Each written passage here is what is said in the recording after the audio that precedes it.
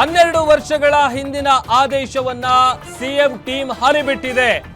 RSS ಮತ್ತು ರಾಜ್ಯ ಸರ್ಕಾರದ ಸಂಘರ್ಷಕ್ಕೆ ಮತ್ತೊಂದು ಟ್ವಿಸ್ಟ್ ಸಿಗ್ತಾ ಇದೆ.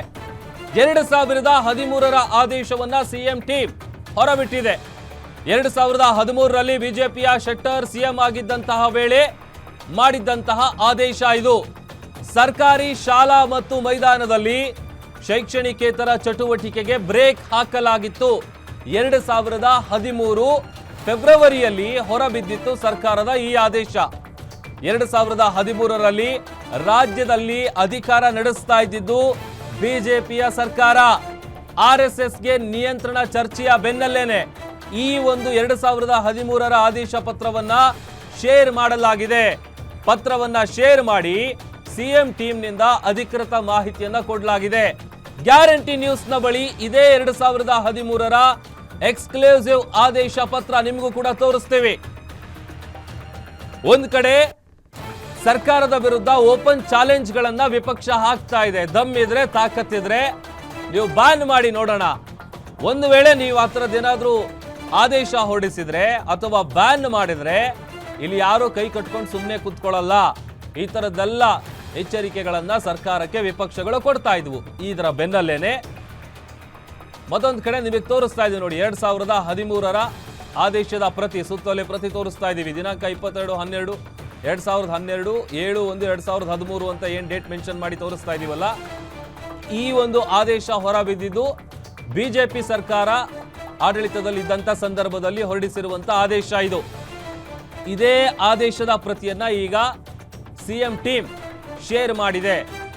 ಮತ್ತೊಂದು ಕಡೆ ಈಗ ಈ ವಿಚಾರ, ಒಂದು ಕಡೆ ಆರ್ಎಸ್ಎಸ್ ಮತ್ತು ರಾಜ್ಯ ಸರ್ಕಾರದ ನಡುವೆ ಏನ್ ಸಂಘರ್ಷ ನಡೀತಾ ಇದೆ, ಇದಕ್ಕೆ ಮತ್ತೊಂದು ಟ್ವಿಸ್ಟ್ ಸಿಗ್ತಾ ಇದೆ.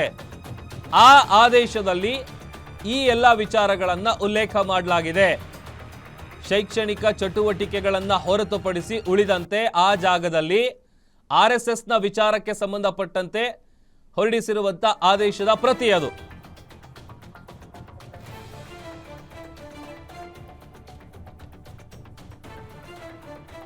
ಬಿಜೆಪಿ ಸರ್ಕಾರ ಆಡಳಿತದಲ್ಲಿರುತ್ತೆ. 2013ರಲ್ಲಿ ಹೆಚ್ಚು ಕಡಿಮೆ 12 ವರ್ಷಗಳ ಹಿಂದಿನ ಆದೇಶದ ಪ್ರತಿ ಇದು.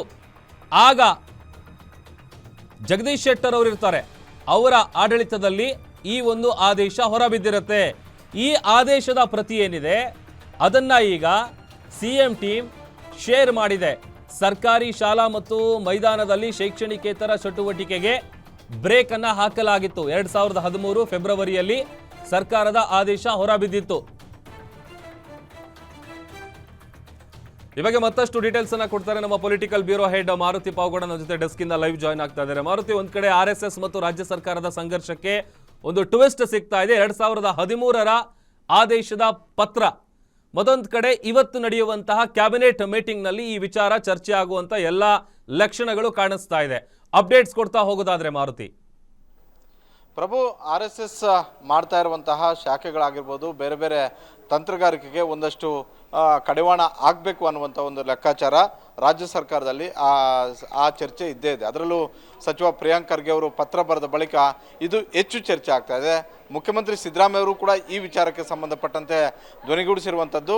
ಸರ್ಕಾರದ ಮುಖ್ಯ ಕಾರ್ಯದರ್ಶಿ ಅವರಿಗೆ ಇದರ ಬಗ್ಗೆ ಸೂಕ್ತವಾದಂಥ ಒಂದು ಕ್ರಮವನ್ನು ಕೈಗೊಳ್ಳಬೇಕು ಅನ್ನುವಂಥ ಒಂದು ಆದೇಶವನ್ನು ಕೂಡ ಮಾಡಿದರು. ಹೀಗಾಗಿ ಇವತ್ತು ನಡೆಯುವಂತಹ ಸಚಿವ ಸಂಪುಟ ಸಭೆಯಲ್ಲಿ ಯಾವ ರೀತಿಯಾಗಿ ಅಗತ್ಯವಾದಂಥ ಒಂದು ಕ್ರಮಗಳನ್ನು, ಕಠಿಣ ಕ್ರಮಗಳನ್ನು ಕೈಗೊಳ್ಳಬೇಕು ಅನ್ನುವಂಥ ಒಂದು ಚರ್ಚೆ ಇದ್ದೇ ಇರುತ್ತೆ. ಆದರೆ ಮುಖ್ಯಮಂತ್ರಿ ಕಚೇರಿಯಿಂದ ಬಂದಿರುವಂತಹ, ಕಾನೂನು ಇಲಾಖೆಯಿಂದ ಬಂದಿರುವಂತಹ ಅಧಿಕೃತ ಕ್ಯಾಬಿನೆಟ್ ಅಜೆಂಡಾದಲ್ಲಿ ಆರ್ಎಸ್ಎಸ್ ನಿಯಂತ್ರಣಕ್ಕೆ ಸಂಬಂಧಪಟ್ಟಂತೆ ಯಾವ ಮಾಹಿತಿಯೂ ಕೂಡ ಇಲ್ಲ. ಆದರೆ ಅಜೆಂಡಾ ವಿಚಾರಗಳು ಚರ್ಚೆ ಆದ ಬಳಿಕ ರಾಜ್ಯಾದ್ಯಂತ ಚರ್ಚೆ ಆಗ್ತಾ ಇರುವಂತಹ ಆರ್ಎಸ್ಎಸ್ ಬ್ಯಾನ್ ಬಗ್ಗೆ ಸರ್ಕಾರದ ನಡೆ ಮತ್ತು ನಿಲುವು ನಿರ್ಧಾರ ಹೇಗಿರಬೇಕು ಅನ್ನುವಂಥ ಒಂದು ವಿಚಾರಕ್ಕೆ ಸಂಬಂಧಪಟ್ಟಂತೆ ಇವತ್ತಿನ ಕ್ಯಾಬಿನೆಟ್ ಸಭೆಯಲ್ಲಿ ಚರ್ಚೆ ಆಗುವಂಥದ್ದು ನಿಜ. ಯಾಕಂತ ಹೇಳಿದ್ರೆ ಪ್ರಿಯಾಂಕ ಖರ್ಗೆ ಅವರು ಇದರ ಬಗ್ಗೆ ಸ್ಪಷ್ಟವಾಗಿ ಹೇಳಿದ್ದಾರೆ, ಇವತ್ತಿನ ಕ್ಯಾಬಿನೆಟಲ್ಲಿ ಚರ್ಚೆ ಮಾಡ್ತೀವಿ ಅಂತ. ಅದೇ ರೀತಿ ಪ್ರಿಯಾಂಕ ಖರ್ಗೆ ಅವರು ಇವತ್ತು ಆರ್ಎಸ್ಎಸ್ ಮತ್ತೆ ಬಿಜೆಪಿಯ ಮುಖಂಡರಿಗೆ ಮತ್ತೊಂದು ಅಸ್ತ್ರವನ್ನು ಬಿಟ್ಟಿದ್ದಾರೆ.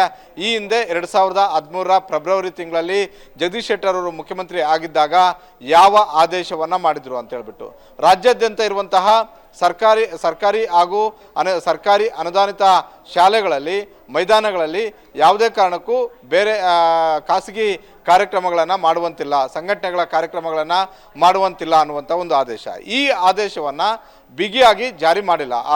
ಜಗದೀಶ್ ಶೆಟ್ಟರ್ ಅವರು ಇದ್ದಾಗ ಆಗಿರ್ಬೋದು, ಸಿದ್ದರಾಮಯ್ಯ ಅವರು ಮುಖ್ಯಮಂತ್ರಿ ಆದಾಗ ಆಗಿರ್ಬೋದು, ತದಬಳಿಕ ಬಂದಂತಹ ಬೇರೆ ಸರ್ಕಾರಗಳಾಗಿರ್ಬೋದು ಇದನ್ನು ಕಟ್ಟುನಿಟ್ಟಾಗಿ ಪಾಲಿಸಿಲ್ಲ. ಆದರೆ ಈಗ ಸರ್ಕಾರಕ್ಕೆ ಇದೇ ಬೇಕಾಗಿದೆ. ಯಾಕಂತ ಹೇಳಿದ್ರೆ ಅವತ್ತು BJP ಅವರು ಮಾಡಿದಂತಹ ಆದೇಶ ಖಾಸಗಿಯವರು ಯಾವುದೇ ಕಾರ್ಯಕ್ರಮಗಳನ್ನು ಮಾಡಬಾರ್ದು, ಒಂದು ವೇಳೆ ಆ ರೀತಿ ಮಾಡಿದ್ದೆ ಆದರೆ ಅನುಮತಿ ಬೇಕು ಅಂತ ಏನಿತ್ತು, ಈ ಆದೇಶವಾದ ಬಗ್ಗೆ ಇವತ್ತಿನ ಕ್ಯಾಬಿನೆಟ್ನಲ್ಲಿ ಚರ್ಚೆ ಮಾಡ್ತಾರೆ. ಗೃಹ ಸಚಿವ ಡಾಕ್ಟರ್ ಜಿ ಪರಮೇಶ್ವರ್ ಅವರು ಮಾಧ್ಯಮಗಳಿಗೆ ಈ ಸ್ಪಷ್ಟನೆಯನ್ನು ಕೊಟ್ಟಿದ್ದಾರೆ. ಇವತ್ತಿನ ಕ್ಯಾಬಿನೆಟಲ್ಲಿ ಹಳೆಯ ಆದೇಶ ಏನಿದೆಯೋ ಆ ಬಗ್ಗೆ ಸಾಧಕ ಬಾಧಕಗಳ ಬಗ್ಗೆ ಚರ್ಚೆ ಆಗುತ್ತೆ. ಚರ್ಚೆ ಆದ ಬಳಿಕ ನಾವು ಸರ್ಕಾರಿ ಮತ್ತು ಅನುದಾನಿತ ಶಾಲೆಗಳಲ್ಲಿ ಇದನ್ನು ಯಾವ ರೀತಿಯಾಗಿ ನಿಯಂತ್ರಣ ಮಾಡಬೇಕು ಅಂತ ಹೊಸ ರೂಲ್ಸನ್ನು ಕೂಡ ಫ್ರೇಮ್ ಮಾಡುವಂಥ ಒಂದು ಸಾಧ್ಯತೆ ಇದೆ ಅನ್ನುವಂಥದ್ದನ್ನು ಹೇಳಿದ್ದಾರೆ. ಒಟ್ಟಾರೆ ಇವತ್ತು ನಿನ್ನೆ ಮೊನ್ನೆ ಕಳೆದ 3 ದಿನಗಳಿಂದಲೂ ಕೂಡ BJP ಮತ್ತು RSS ಮುಖಂಡರುಗಳು ಏನು ಪ್ರಿಯಾಂಕ್ ಖರ್ಗೆ ಆಗಿರ್ಬೋದು, ಸಿದ್ದರಾಮಯ್ಯ ಅವರು ಆಗಿರ್ಬೋದು, ಕಾಂಗ್ರೆಸ್ ಸರ್ಕಾರ ಬಂದಾಗೆಲ್ಲ ಎಲ್ಲ ಸಂದರ್ಭದಲ್ಲೂ ಕೂಡ RSS ನಿಯಂತ್ರಣಕ್ಕೆ RSS ಬ್ಯಾನ್ ವಿಚಾರ ಚರ್ಚೆ ಮಾಡ್ತಾರೆ ಅಂತ ಹೇಳ್ತಿದ್ರು.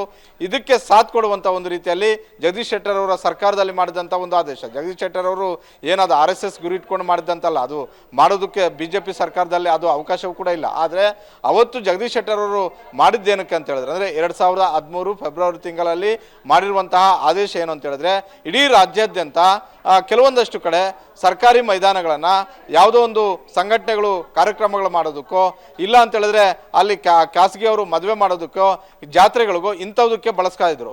ಇದು ಬಹಳಷ್ಟು ಕಡೆ ಒಂದಷ್ಟು ಸಮಸ್ಯೆಗಳು ಕೂಡ ಆಗಿತ್ತು. ಹಾಗಾಗಿ ಅವತ್ತಿನ ಸರ್ಕಾರಕ್ಕೆ ಒಂದಷ್ಟು ಶಿಕ್ಷಣ ತಜ್ಞರಿಂದಲೂ ಕೂಡ ಮನವಿಗಳು ಬಂದಿದ್ವು, ನೀವು ಇದಕ್ಕೆ ನಿಯಂತ್ರಣಗಳನ್ನ ಹಾಕಬೇಕು ಅಂತ. ಆ ಕಾರಣಕ್ಕೋಸ್ಕರ ಅವತ್ತಿನ BJPಯ ಸರ್ಕಾರ ಇಂಥ ಒಂದು ಖಾಸಗಿ ಕಾರ್ಯಕ್ರಮಗಳು ಮಾಡಬಾರ್ದು ಅನ್ನುವಂಥ ಒಂದು ಕಾರಣಕ್ಕೋಸ್ಕರ ಈ ಆದೇಶವನ್ನು ಮಾಡಿಸಿತ್ತು.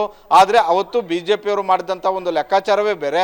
ಆದರೆ ಈಗ ರಾಜ್ಯದಲ್ಲಿರುವಂತಹ ಕಾಂಗ್ರೆಸ್ ಸರ್ಕಾರ ಏನು ಚರ್ಚೆ ಮಾಡ್ತಾ ಇತ್ತು, ಈಗ ಇವ್ರಿಗೆ ಆ ಹಳೆ ಆದೇಶ ಹೊಸ ಜೀವ ಕೊಡೋದಕ್ಕೆ ಬಹಳಷ್ಟು ಸೂಕ್ತವಾದಂಥ ಒಂದು ಆದೇಶ ಆಗಿದೆ. ಹೀಗಾಗಿ BJPಯವರೇ ಮಾಡಿದಂಥ ಒಂದು ಆದೇಶವನ್ನು ನಾವು ಈಗ ರಾಜ್ಯಾದ್ಯಂತ ಕಟ್ಟುನಿಟ್ಟಾಗಿ ಜಾರಿ ಮಾಡ್ತೀವಿ ಅನ್ನುವಂಥ ಒಂದು ರೀತಿಯಲ್ಲಿ ಇವತ್ತು ನಿರ್ಧಾರ ಮಾಡುವಂತಹ ಸಾಧ್ಯತೆಗಳು ದಟ್ಟವಾಗಿದ್ದಾವೆ. ಪ್ರಭು, ಓಕೆ, ಥ್ಯಾಂಕ್ ಯು ಮಾರುತಿ ನಿಮ್ಮೆಲ್ಲ ಡೀಟೇಲ್ಸ್ಗಾಗಿ.